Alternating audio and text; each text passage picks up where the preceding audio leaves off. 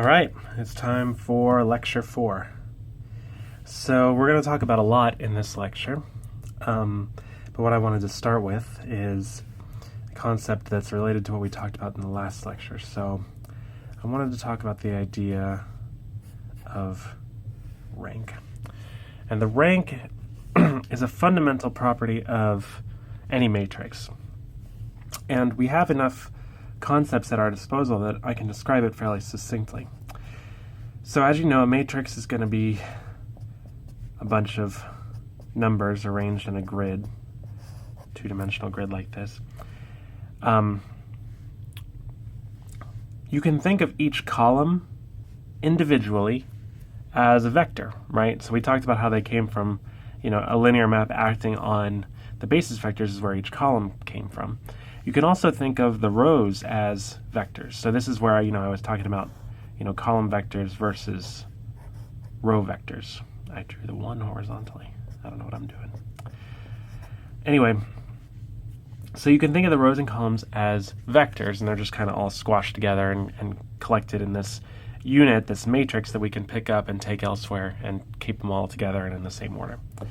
So the idea of the rank is the number of linearly independent columns. So we know what linear independence means. So if we take each column, if we take all the columns to be a set of vectors, we can determine whether that set is linearly independent. And clearly in this matrix, which is all ones, they're not linearly independent because they're all the same vector. However, if we, start getting rid of vectors, what we'll find is when we just have one of these vectors, well, one vector, of course, is going to be linearly independent. So there's what we would say is there's one linearly independent column here. And so that means this matrix has rank 1. Even though there are 5 total columns. Now, I said that we can think of the vectors as the rows as vectors too. And it's a very important theorem that what's called the row rank, which is the number of linearly independent rows, equals the column rank, which is the number of linearly independent columns. So that number is just called the rank of a matrix. So how do you interpret what the rank is? Well, in this example, this is a 3 by 5 matrix. So that means if this is representing a linear map from a vector space V to a vector space W, we know that W has dimension 3 in principle, and V has dimension 5. However, if this is the matrix F, and Fij is acting on a vector. These are the components of a vector with respect to some basis, and we're all working in one basis, so these are the components of the vector. Then what you're going to see is that this is going to be V1 times the first column of F plus V2 times the second column plus V3 times the third column, and so on, all the way up to the fifth column. But all of these are the same, so really this is just like V1 plus V2 plus V3 all the way up times the vector 1, 1, 1, the one linearly independent column from this matrix. And so that means every vector in V is going to be mapped to some scalar multiple of this vector 1, 1, 1, okay? And so this vector is one single vector, so it, it traces out, if this is the vector here, scalar multiples of that vector are going to be a line through the vector space W. So the space in which all the outputs of this linear map live are always going to be on this line because the matrix has rank 1. And so what you can think of it as is that the subspace defined by the output of this linear map is one-dimensional, or a line. If the matrix had rank 2, all of the vectors would get mapped to a plane or a two-dimensional vector space inside the three-dimensional vector space of W. If W had, let's say F maps V to W, and dimension of W is like, I don't know, 1,024,586. Could very, very possibly be. And the rank of F is, let's say, I don't know, 4. Then any vector in V, I'm going to use some notation here. If V is in the vector space V, any vector in V will be mapped to a 4-dimensional subspace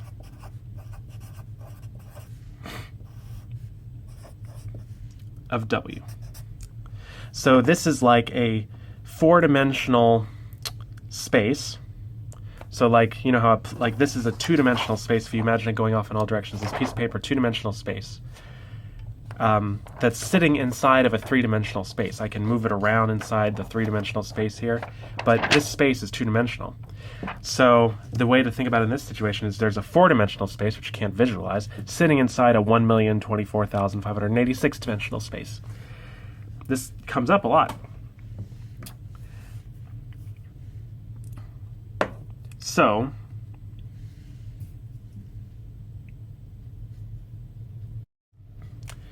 one important property of these subspaces is that subspaces are also vector spaces.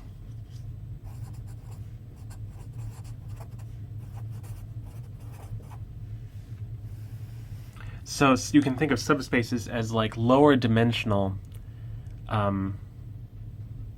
vector spaces that live inside a larger vector space. And as such, they have things like a basis, orthonormal bases. They have dot products, and all of this. All of the concepts that we've talked about transfer to these vector spaces, which live inside larger vector spaces. And things like the projection, when we took the projection onto a vector, it was like taking a projection onto a 1-dimensional subspace spanned by this vector. But we can also, if this is a 2-dimensional subspace spanned, by these vectors inside a 3-dimensional vector space, then we can project this vector is going up off the plane here, okay? We can project any vector onto a subspace.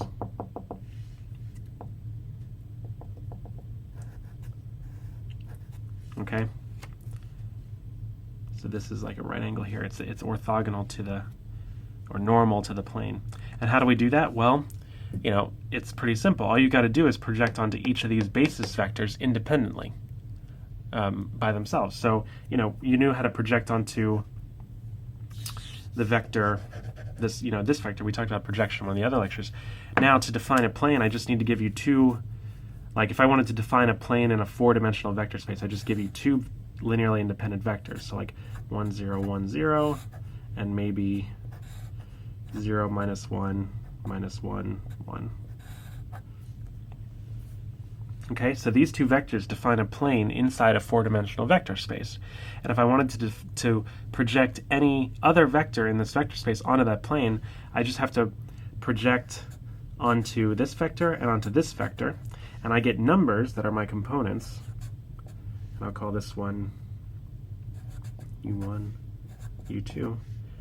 And then I can write the projection vector as a 2-dimensional vector in this 2-dimensional subspace inside the larger 4-dimensional space. Okay? Okay, we're going to talk about sort of advanced topic in linear algebra, but something that's becoming increasingly important these days. And you may have heard of things coming from the machine learning field, like Google's TensorFlow software. It's a machine learning Python and C++ software. Well, one of the components of that name is this word, tensor. We're going to talk a little bit about what tensors are. They're cool. I like them.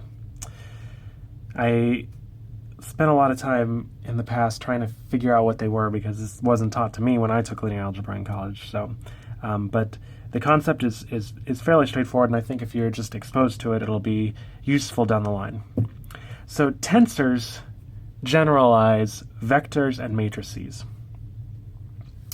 So, we've had vectors, and we usually write them as column vectors like this with components. Okay, so this is 1 by 4 or whatever.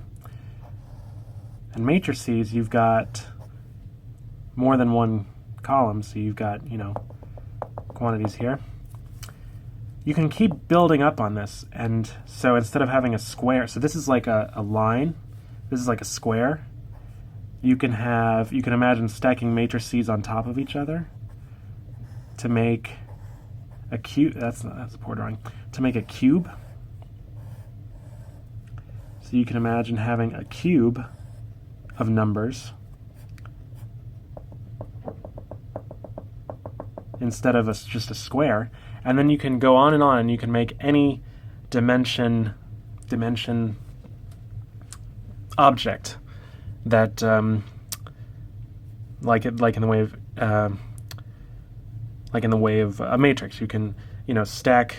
What you do is you stack matrices on top of each other in a third index to make the cube. Then you would stack cubes on top of each other in a fourth index to make a hypercube. You could go on for forever. You can't visualize past 3 dimensions. So, but these higher order matrices are tensors. And so this means in particular that vectors are in fact tensors, matrices are tensors, and so on. Okay?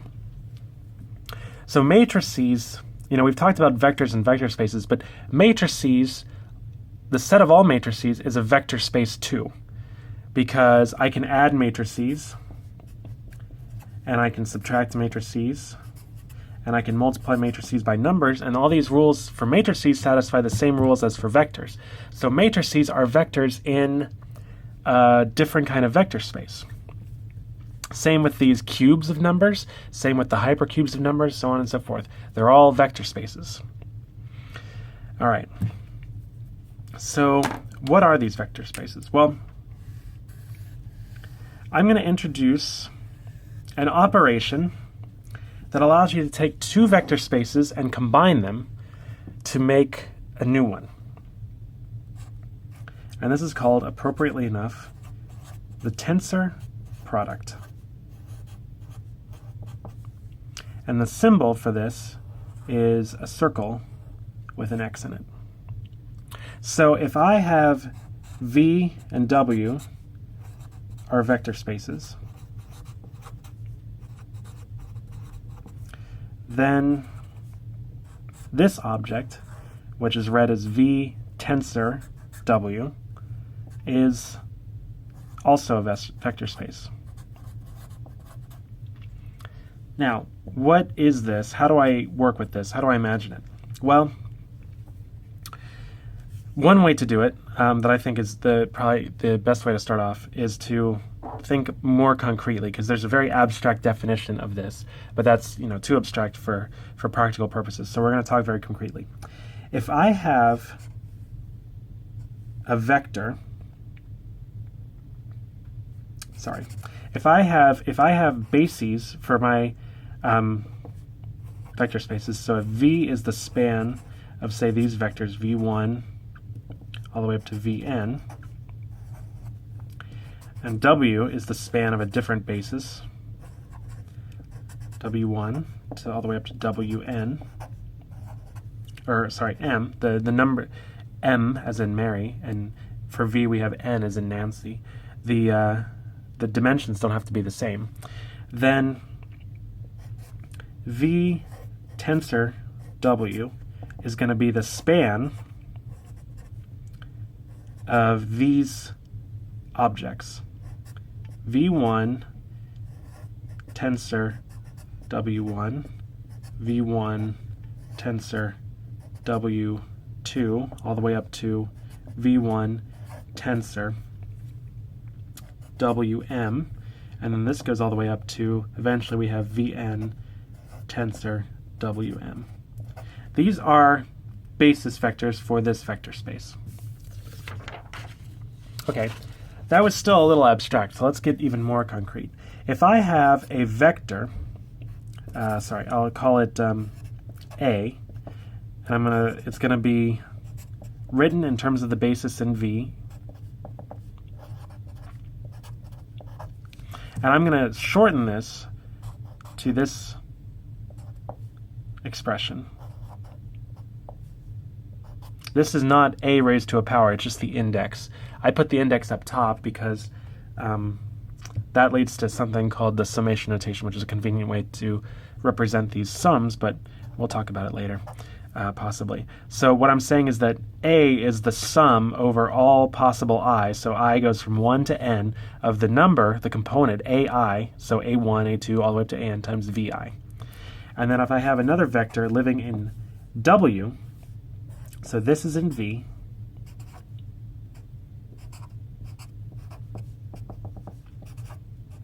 Bm, Wm,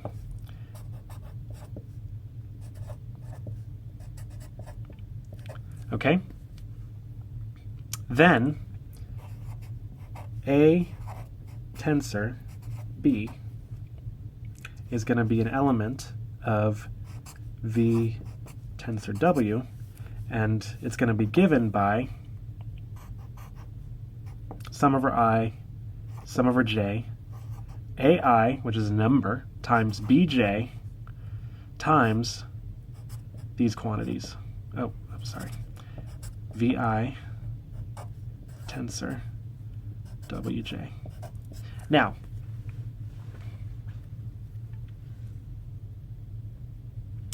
notice here that I have two indices. I had a vector, I have two vectors, I tensor them together and I get an object that has two indices outside of it. So the components of this new vector are given by AI bj. Okay? Two indices. Well, this is actually a matrix. So matrices come from the tensor products of vectors. That's another way to think about where they come from. So I'll call this matrix like, I don't know, Aij. I'm just moving the indices up. Don't worry about it. Just to, it's easier for me to think of them that way. But there is a reason for doing so. But it's not terribly important at this stage. Okay, so matrices come from tensor products. So what happens if I were to have a matrix, like if I have a matrix Mij and I want to tensor it with nkl, then this is going to be the sum over ij, k, and l, all four indices of the component, the matrix elements Mij times the matrix elements nkl times, this is a basis ei, tensor ej, tensor ek, tensor el. All right, so you can think of one way to think about it that might be helpful because it's more complete, is this, like here, this is going to be, like these are bases for matrices. So E1 tensor E1 is going to be this matrix, if I'm working in a two-dimensional vector space. E1 tensor E2 equals this one, and E2 tensor E1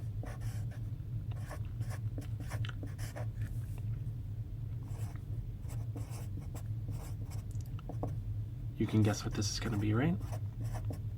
That's a 0. So notice the order of the tensor product matters. That's important. So these are kind of like basis matrices now. Do you see how that kind of works? So this quantity up here, when I tensor two matrices together, I get now a hypercube. There's 4 layers here. I've got 4 indices to describe this quantity. Now we're going to talk about how the tensor product affects dimension. So if I have a two-dimensional vector space, V is dimension 2, then the set of linear maps that map V to V is going to be given by the set of 2 by 2 matrices. And so I have 4 basis vectors, 4 basis matrices, or literally 2 times 2. So more generally, if V is dimension n, W is dimension m, then V tensor W is going to be dimension n times m. So it's going to multiply the dimensions together. So a lot of times you will see these higher order tensors come up when you talk about running neuroscience experiments. So you can think of, if I had my data as a third order tensor, meaning it has 3 indices, okay? Well, this index is going to represent my trials, okay? This index is going to be my neuron index, and this index is going to be my stimulus index. So, no, that would go with, let's say, time here. So that means that D of 1, 1, I is going to be, now there's one free index here, so it's going to be a vector. And this is going to be the activity of neuron 1, because my neuron index is 1, on trial 1 over time, because time is free here. So each index here is going to be a point in time. And so this description allows you to summarize all of your data, trials, neurons, time. You could add more indices here for like condition or some other feature that's varying. These quantities live in this big tensor product space that's built from the vector space of trials, of neurons, of time, and so on and so forth. And there's a lot of current research these days on developing algorithms for extracting meaningful information from these data tensors. So they're starting to become a big deal. And furthermore, as we'll talk about in machine learning, when you have a convolutional neural network, you have a third order tensor that represents, your filters. Don't have to worry about understanding this precisely now. Filters by pixel in your image. So your image is a two-dimensional image, and then for each pixel you apply a set of filters to it. And so you end up with this cube or third order tensor that has the coefficients for these filters that you apply, and that gives the convolution in convolutional neural networks. So they're starting to come up a lot more frequently, and so I think it's important for you to be at least somewhat familiar with the concept of the tensor product. All right, we're going to talk about the pinnacle of this course's foray into linear algebra. And that's going to be the topic of eigenvalues and eigenvectors. So what do these mean? I hear a lot of people ask questions about these, so we want to make sure that we do a good job at explaining them. So eigen is from the German, I'm told, and it means something like own or proper. If there's anybody that speaks German watching these, they can correct me on this. I know there's at least one. So basically what this idea is getting at is these are numbers and vectors that are sort of associated to a matrix in some nice way. And it's more precise than that, obviously, but we're going to talk about kind of why we would be interested in this anyway. So if I have a simple matrix equation,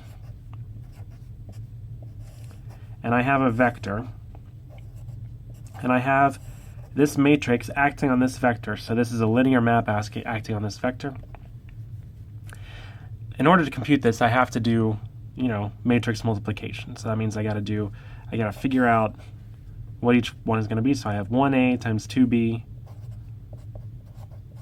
and then 2a plus b. Okay, so this is going to be like, I don't know, let's draw it out. So if these are my bases, and even though they don't look it, we'll claim them to be orthonormal. So if this is AB, so we have 1, 0, whatever, then this gets moved to 1 plus 2, 0, and then 2 plus 0. This gets moved up to like here. This is 2, 1. So our vector gets kind of rotated and scaled a little bit, sheared a bit. That's, there's a lot going on there. What if there was a vector that when I act on it with a matrix, it's the same as just multiplying that vector by a number. So this here is,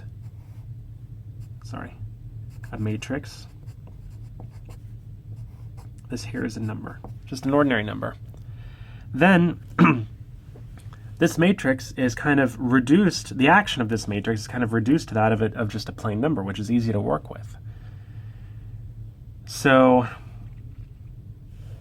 if a matrix has this property, if there's a vector and a number that satisfy this, then we can kind of write the matrix in terms of these vectors that satisfy this as a basis vector, as basis vectors, and then so we change basis, and then our vector, or our matrix is just going to be a bunch of numbers on the diagonal, kind of like the identity matrix, which is easy to work with. And the rest of these will be zeros. So for a given matrix A, if there is a vector such that A times V equals some number times V, then we say that V is an eigenvector and lambda here is an eigenvalue associated to the eigenvector V.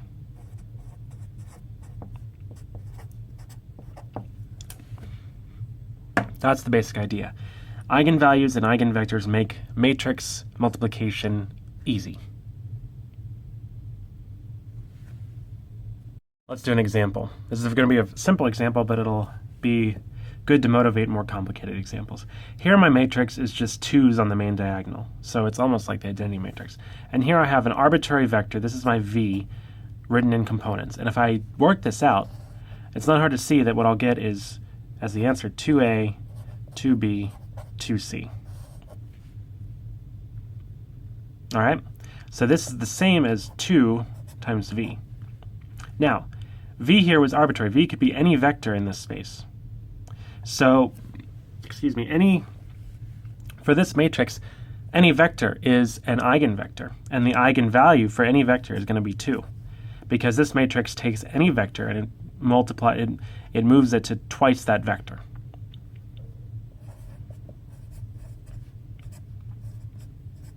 The way to see this geometrically, if I work in 2 dimensions, if I have a vector here, and I have a different vector here, then acting on it with this matrix is going to just be doubling the length of it. So this matrix is a scaling by 2. All vectors are just scaled by 2. So another way to think about from this eigenvectors and eigenvalues is that an eigenvector of a matrix doesn't change direction when you act on it with that matrix. It just goes in the same direction, but it's multiplied by some amount. So that's nice, because then we don't have to deal with these rotations and other complicated things that can happen. We just scale the vector. Now, this matrix is a little bit special because any vector would be an eigenvector. Let's try looking at something that's a little bit more complicated. All right, more examples. This time, the matrix is going to be 2, 1, 1, 2.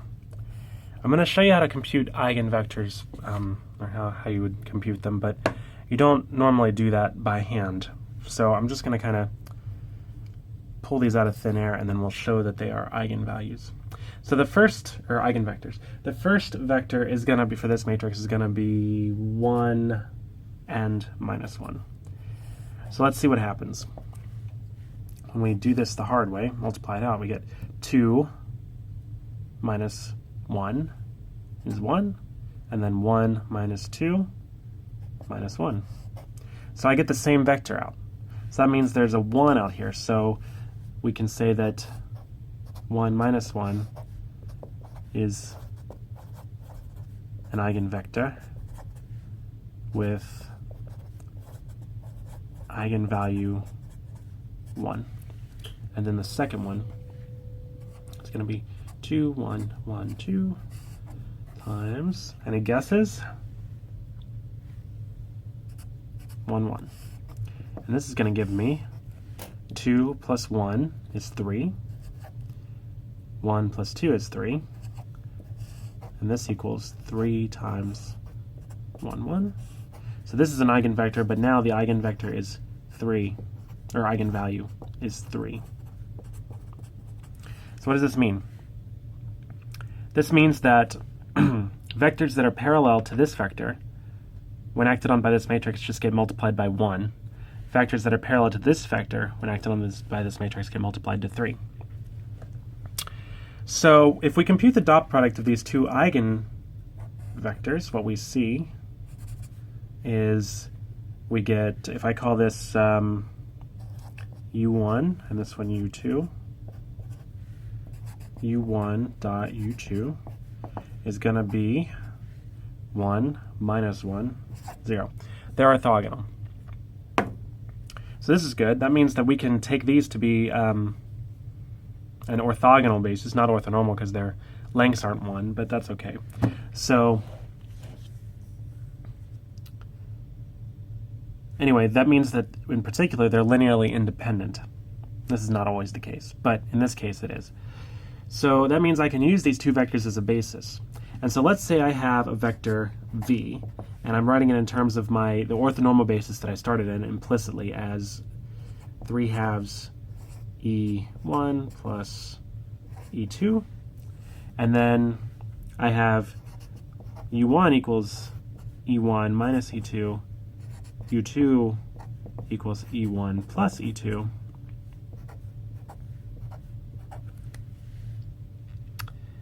Then what I can do is I can find that by adding these two together, I find that e1 equals u1 plus u2 over 2, and e2 equals u2 minus u1 over 2. And then I plug those back in here, and so I get that v in my eigenvector basis is going to be 3/2 times e1, which is u1 plus u2 over 2, great, plus u2 minus u1 over 2, and I simplify this out. So I get 3/4 minus 1/2 u1 plus 3/4 plus 1/2 u2. Okay, and so that means that v in the eigenvector basis is going to be, what's it going to be? It's going to be 1/2 u1 plus 5/2 u2. Now, let's say I have this matrix, and I'm going to call this matrix A, which I want to do. And then I want to do A times V. Well, I could do the matrix multiplication in my original basis, but that is hard. What this is going to be is it's going to be, because it's a linear map, I have 1/2 A times U, 1, plus 5/2 A of U2. But now, remember, these are eigenvectors. And the eigenvalue of U1 is 1, so this is just the same as 1/2 times 1 times U1 plus 5/2 times 3 times U1, or U2. So I get, instantaneously almost, that I end up with 1/2 U1 plus 15/2 U2. And that's A acting on V, and I only had to know what the eigenvalues were. I didn't need to know how to do all the matrix multiplication. So that's kind of, in general, how they work. Now, this was in 2 dimensions, so it's not really hard to do the matrix multiplication either way. But when you're working in many dimensions, this is a significant improvement. And it also is useful because it helps you to identify features in your data that are somewhat natural. And this leads to the idea behind PCA. One of the chief uses for eigenvalues and eigenvectors is PCA, which I'm sure pretty much everyone's probably heard of, but what does it really mean? What's going on?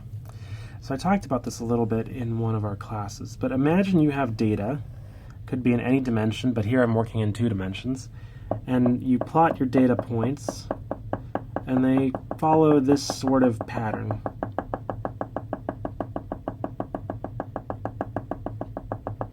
Okay? So obviously, if this is one of your variables x, and this is y, and you're looking at this scatter plot, what you would say is that, oh, there is a correlation between x and y, a positive correlation, right? So that means that x, y are correlated. I don't even know if that's spelled right, but it doesn't matter. As a result, describing your data in terms of x and y individually is not useful because the pattern in this representation is carried by both x and y, right? Because x changes a little bit, y changes a little bit. You know, if my data set looked like something like this, where there was no correlation between x and y, my data set only depended on x,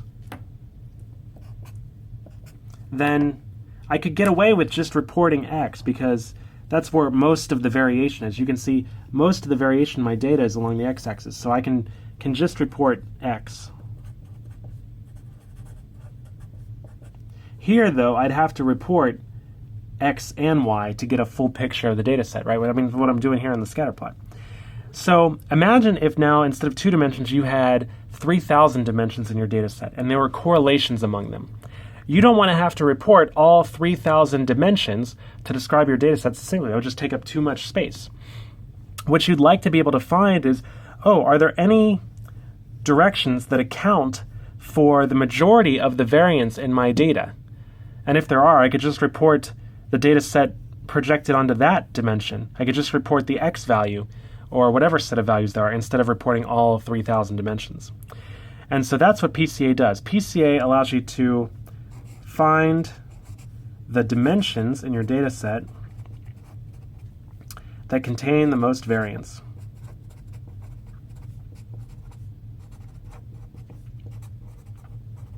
So 2 dimensions is nice because you can visualize it, but there's only 2 possible dimensions of variance because it's a 2-dimensional vector space, so it's not the most appropriate example, but it is easy to visualize. Variance. So in this case, it's not hard to see that this line right here, this would be the best fit line if you were fitting a line to this data. This is where most of my variance lies, along this direction. If I could report my data as a value along this line, then I could account for most of the variance of the data just with that number. I just have to know how the line relates to x and y. So notice here that you can think of this line as a direction given by a vector. So I can define this line by just giving a vector that points in the direction of the line. And if I include a vector orthogonal to it, then what I get is an orthonormal basis for my data space, my vector space of data. And so what PCA does to do this is it finds an orthonormal basis for your data set such that the basis vectors are ordered in from greatest to least variance. And then what you can do is you can take the top however many basis vectors, because you know those will contain the most variance, and will and report the value of the data sets on those. And then you've reduced the dimensionality of your data set. So how do we do this in practice? Well, when we have data, you know we can measure the variance, right? And this is going to be the sum of, so like the variance in x is going to be the sum of x minus the mean in x squared over some normalizing factor, right? And the variance in y is going to be similarly given by some normalizing factor. Sum over all of my data points, y minus y bar squared. Now, if you remember, if you've seen this before, the covariance is given by this, sum over all my data sets, x minus x bar, y minus y bar. Okay? So if I had 3,000 dimensions in my data set, I'd have 3,000 variances, and then all the possible covariances between the dimensions. And all of this can be summarized into one matrix called the covariance matrix. And so how to define the covariance matrix? If I have a matrix, I'll call it D for data, ij. And so where,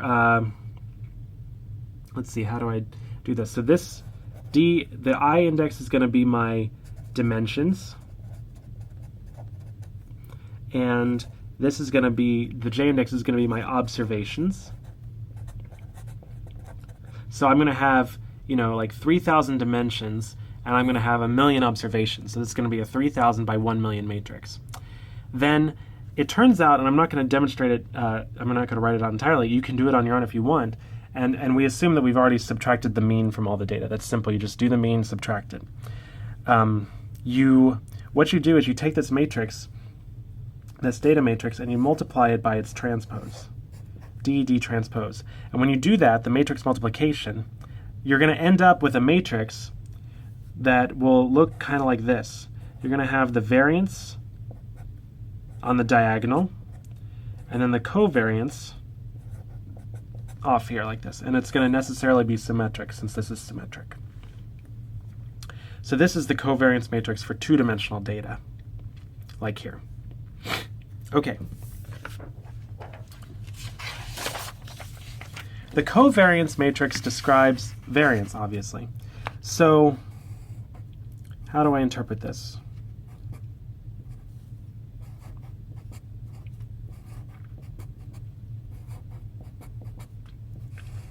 This is going to be variance along the x direction, variance along the y direction, and variance in the xy direction. And then if I had higher dimensional data, it would be variances in all the other possible, correlations.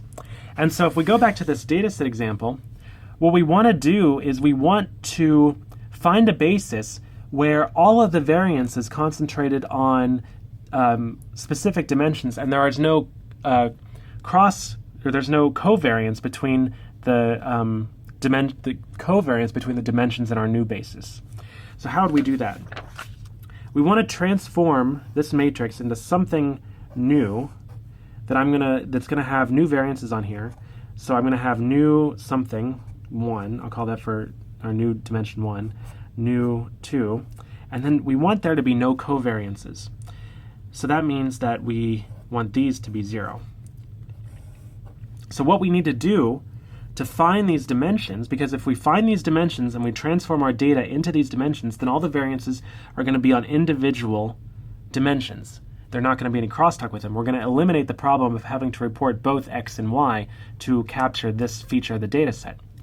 So what we do, this is what we're doing, is we're diagonalizing them. So, as we were talking about, in order to find these directions where we have maximal variance and to find the direction, transform the data to a new basis such that there aren't any covariances, it's equivalent to diagonalizing this matrix, the covariance matrix. So how do we do that? Well, diagonalizing this matrix means transforming to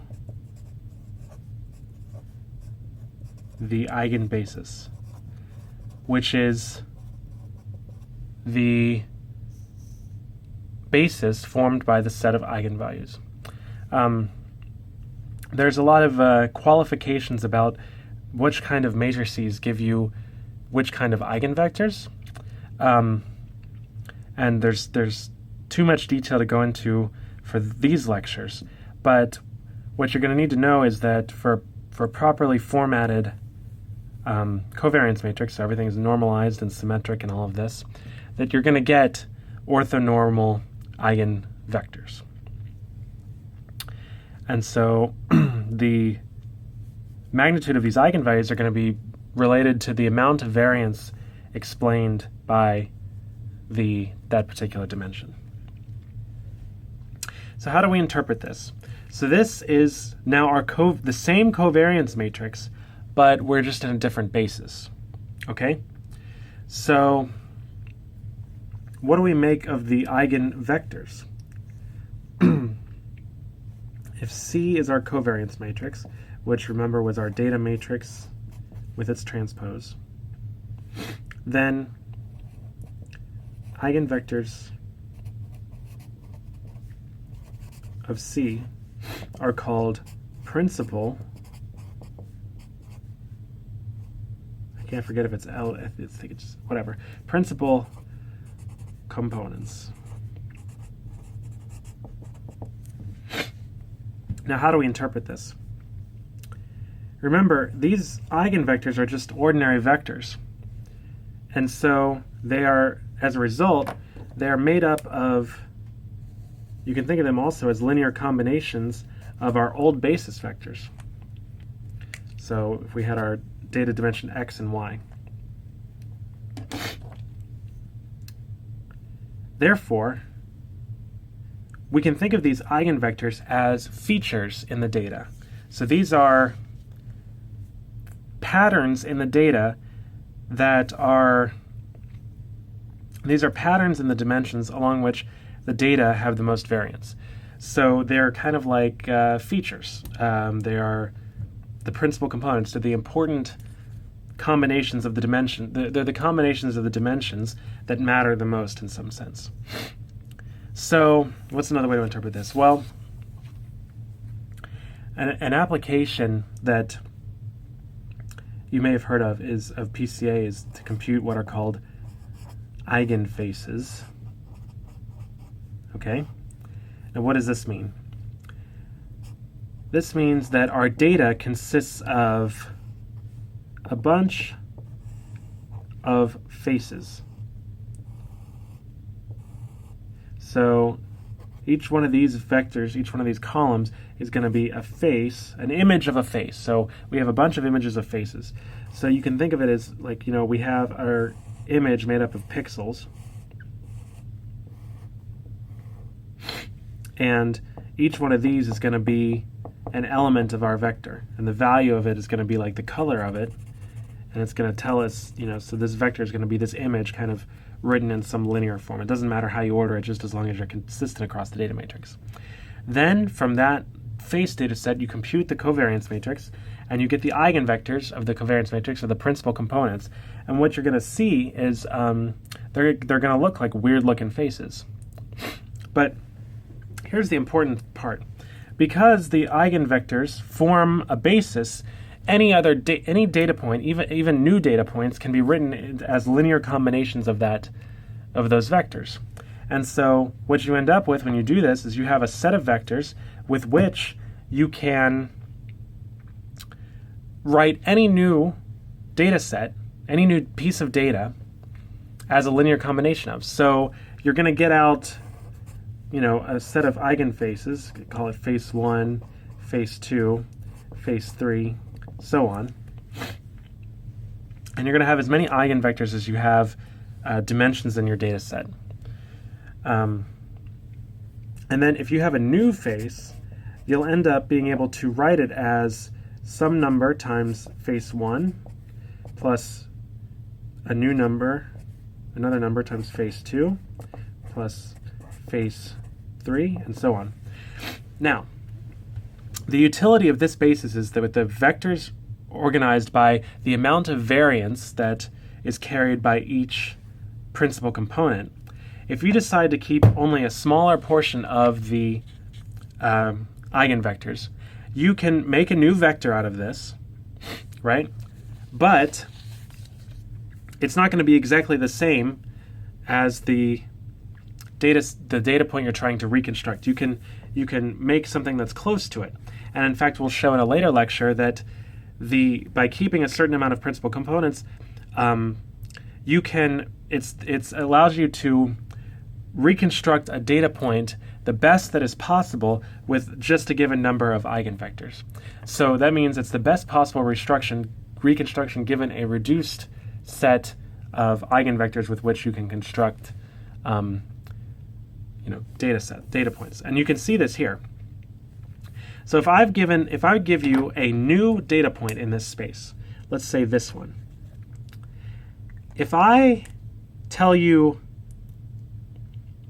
how far it is on this axis, if I give you that value, that doesn't help pin, and I give you only that value, that doesn't pin it down, because all of the points that are on, that are this distance, this vector away from this axis are going to satisfy that. So when I try to reconstruct this one data point, it could be anywhere along here. There's a wide variation. However, if I give you just the value of the data point on the principal component, that is this vector, then the only other set of points that could satisfy that lie along this line. And that line is smaller than this line. So I've done a better job of reconstructing this blue point by just giving you the value along this first principal component than the second principal component. I hope that made sense. It was a little bit long-winded, so let me try again. Maybe a bigger picture is in order. Okay, I have a data set.